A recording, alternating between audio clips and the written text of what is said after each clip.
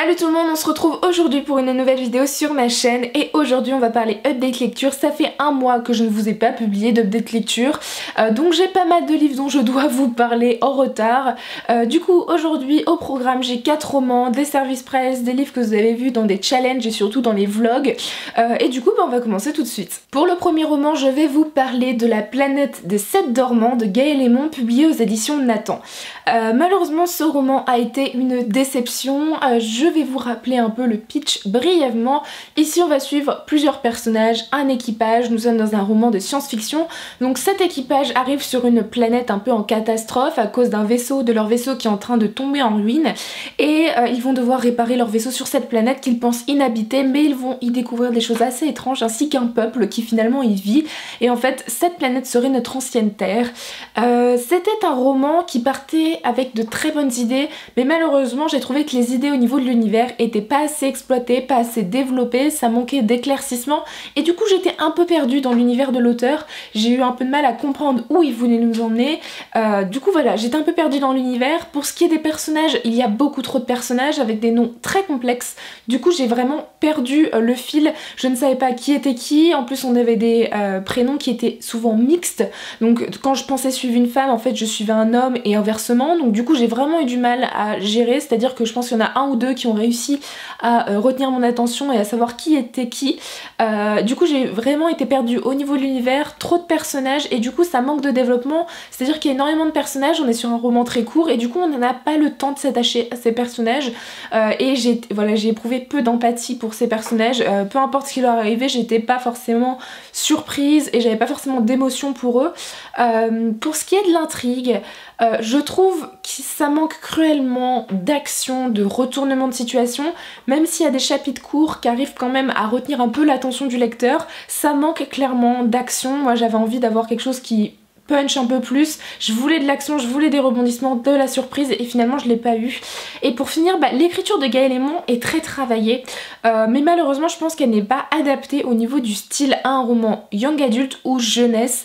Je l'ai trouvé plutôt complexe, il y a des termes que je comprenais pas et c'est assez rare que j'aille chercher des termes dans le dictionnaire pour des romans young adulte et jeunesse, et je me dis que moi à 19 ans s'il y a des termes que je comprends pas, une personne qui a 12-13 ans comme ma petite sœur qui se délire ce bouquin va galérer à le lire, et je me dis que c'est peut-être un peu trop recherché et poussé, c'est à dire que c'est une belle plume mais qui est pas forcément appropriée au public destiné par le bouquin en fait.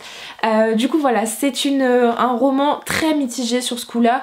Il y avait des bonnes idées mais c'est un peu trop fouillis, pas assez développé, et voilà, une écriture peut-être trop développée pour le coup. Voilà, donc du coup ça a été une déception, mais peut-être que je retenterai avec l'auteur dans des romans adultes s'il en écrit ou s'il en a déjà écrit. On continue avec les éditions Nathan avec cette fois-ci Piège à la Bastille de Catherine Coenchard. Ici c'est un roman historique young adulte jeunesse où ici on va suivre Gabriel qui est un apprenti imprimeur. Nous sommes en juin 1789 à Paris, donc vous vous doutez en juillet 1789 qu'est-ce qui se passe? La Révolution française et plus particulièrement la prise de la Bastille. Ici donc on suit Gabriel qui est un jeune homme de 17 ans qui a pour passe-temps favori d'écrire des textes satiriques et de les publier anonymement, donc qui critique le roi, la reine et toutes les coutumes de la haute société. Voilà, donc du coup ce jeune homme va se faire évidemment attraper et va être enfermé à la Bastille, dans la prison de la Bastille, parce que un de ses textes va être découvert, mais ce que les gens ne savent pas, c'est que ce texte il l'a écrit sous la contrainte et que quelqu'un l'a obligé à le publier. Du coup on va suivre voilà, ce personnage qui se retrouve à la Bastille, on va suivre aussi sa fiancée Virginie qui va tout faire pour la faire sortir, pour le faire sortir de prison, et on va suivre aussi la personne qui l'a enfermé finalement pour ne pas dévoiler que c'est cette personne qui l'a poussé à écrire ce texte et à le publier. C'est un roman que j'ai adoré, c'est-à-dire que j'ai découvert l'autrice Catherine Coenchard dans ce roman, je n'en avais absolument jamais entendu parler, je n'ai vu passer ce roman nulle part et je suis ravie de vous le présenter aujourd'hui. Vous savez que j'adore les romans historiques et celui-ci, pour un roman young adulte jeunesse, je l'ai tout simplement adoré. J'ai adoré déjà le personnage de Gabriel. Alors c'est un jeune homme qui a environ 17 ans, il est très courageux, il est intelligent. J'ai aussi adoré le personnage de Virginie qui est aussi très courageuse, qui n'a pas froid aux yeux pourtant, alors que c'est une femme et à l'époque, vous le savez très bien, les femmes étaient pas forcément considérées à l'égal de l'homme et pourtant elle va tout faire pour faire sortir son fiancé de prison. Et j'ai aussi adoré le personnage qui joue le méchant ou la méchante, parce que je ne vais pas vous dire qui c'est, mais qui est très charismatique, que j'ai beaucoup apprécié aussi et qui n'a pas froid aux yeux. Voilà, donc niveau personnage, j'ai beaucoup apprécié les personnages de ce roman. Pour ce qui est de l'intrigue, je l'ai beaucoup apprécié aussi. Alors ici on est quelques semaines avant la prise de la Bastille, donc un peu l'élément déclencheur de la Révolution française. C'était plutôt intéressant de découvrir le cheminement, la montée de tout ça, la montée des foules et de la colère des foules surtout. Ici le fait qu'on suive Gabriel dans la prison de la Bastille permet à l'autrice de déconstruire le mythe autour de cette prison qui nous paraît comme une prison pleine de torture, alors qu'en fait c'était une prison qui accueillait les artistes et les politiques principalement qui étaient emprisonnés tout simplement et qui du coup étaient traités, on va dire, de meilleure façon que les prisons de personnes qui étaient des criminels, qui avaient tué, qui avaient volé, etc. Du coup ça nous permet de déconstruire un peu le mythe qu'on a autour, toutes ces histoires qui passent autour de la Bastille parce qu'il y a eu la prise de la Bastille. Ça m'a permis d'en découvrir beaucoup plus que je ne le savais avant sur cette prison et c'était très intéressant. Le contexte l'est beaucoup aussi. Voilà, donc déjà le côté historique est très bien traité. Niveau intrigue en elle-même, il y a pas mal d'actions. On ne s'ennuie pas, il y a beaucoup de rebondissements, de retournements de situation, les chapitres sont assez courts et comme je vous dis on alterne entre plusieurs personnages, donc ceux de Gabriel, de Virginie et la personne qui a mis Gabriel en prison. Voilà, donc déjà niveau intrigue c'était top, le côté historique est très bien traité, les personnages sont cool et il nous reste l'écriture de l'auteur, de l'autrice qui était juste géniale, c'est-à-dire que c'est une écriture qui est très fluide, ça se lit très bien, c'est addictif et du coup c'est très prenant comme écriture. J'ai lu le bouquin assez rapidement au niveau de l'écriture aussi il y a ce fait que l'autrice, il y a quelques pages d'adaptation parce que l'autrice décide ici d'écrire son roman au présent, ce qui est assez rare pour un roman historique, vous vous en doutez. Alors au début j'étais un peu sceptique sur quelques pages, je me suis dit est-ce que je vais réussir à m'adapter au fait que ce soit écrit au présent, parce que je trouvais ça un peu étrange et finalement ça rend le récit encore plus prenant et on est encore plus pris dans le récit finalement, dans le sens où on a l'impression que ça se passe à un moment donné et pas que ce soit quelque chose qui se soit passé dans le passé. Voilà, donc c'était plutôt intéressant. J'ai hâte de découvrir un autre roman de Catherine Cohencha. Alors je sais que ce sera pas pour tout de suite vu qu'il est sorti récemment, mais je garde cette autrice dans mes petits papiers. Ensuite, je vais vous parler d'une pièce de théâtre avec Iphigénie de Racine, ici aux éditions Larousse, collection Petit Classique. C'est une pièce de théâtre que j'ai eu l'occasion de lire lors du challenge des 4 maisons, donc si vous n'avez toujours pas vu mon vlog, en tout cas mes 2 vlogs pour le challenge, n'hésitez pas si vous aimez les vlogs, c'est sympa. Voilà, et du coup j'ai lu cette pièce de théâtre que j'ai plutôt pas appréciée, ça m'a permis en fait de me replonger dans une pièce de théâtre. Le théâtre est un genre que j'apprécie énormément et finalement ces dernières années j'en ai très peu lu, en tout cas au lycée. Et ça a été un véritable plaisir de lire ma première pièce de Racine et je pense que ça ne sera clairement pas la dernière. C'est un peu compliqué à vous expliquer mais on est dans toute l'histoire de la guerre de Troie avec Agamemnon, Achille, etc.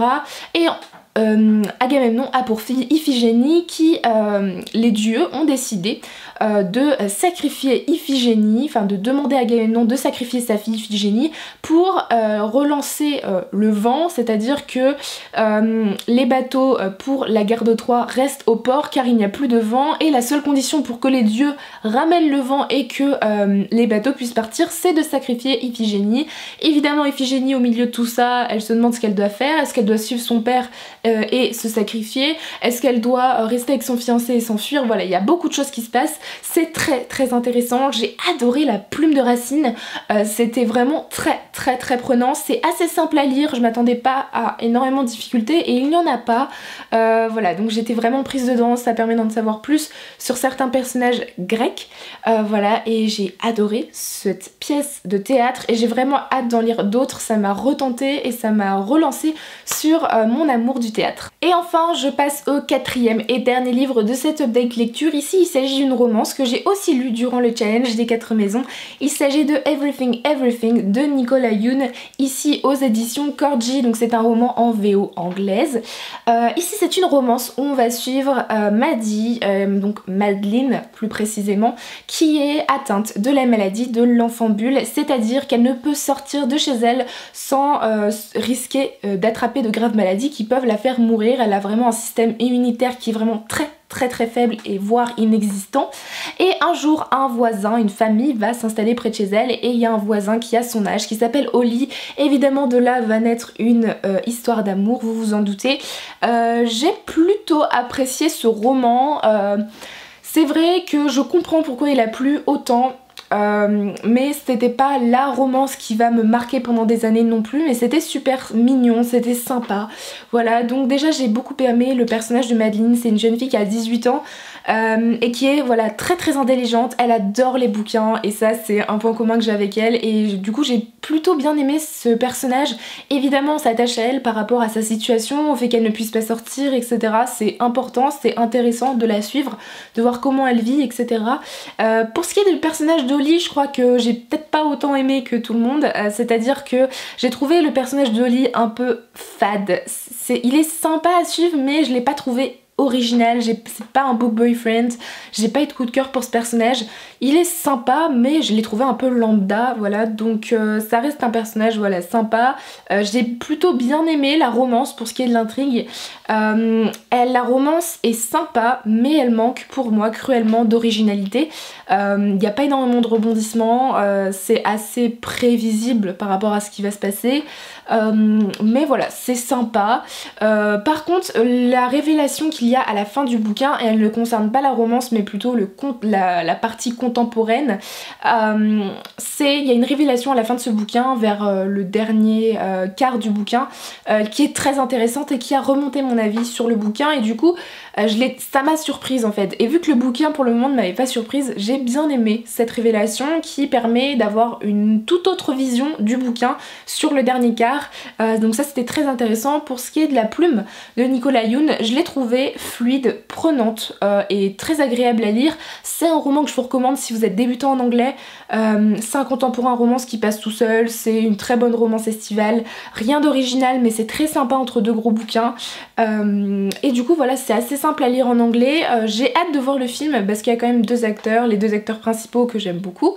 Voilà, et peut-être j'espère pouvoir lire le deuxième roman de Nicolas Yoon qui est The Sun is Also a Star, dont j'aime beaucoup la couverture et le résumé me tente pas mal, donc voir peut-être si je préfère The Sun is Also a Star à la place de Everything Everything. En tout cas c'était sympa, même si ça casse pas trois pattes un canard, c'était très sympa, c'est une très bonne romance estivale. Voilà tout le monde, mon update lecture est à présent terminé, j'espère qu'il vous aura plu, n'hésitez pas à tout me dire en commentaire si vous avez lu un de ces romans ou s'il vous tente, et du coup moi je vous souhaite de très bonnes lectures et je vous dis à très bientôt dans une prochaine vidéo. Bye!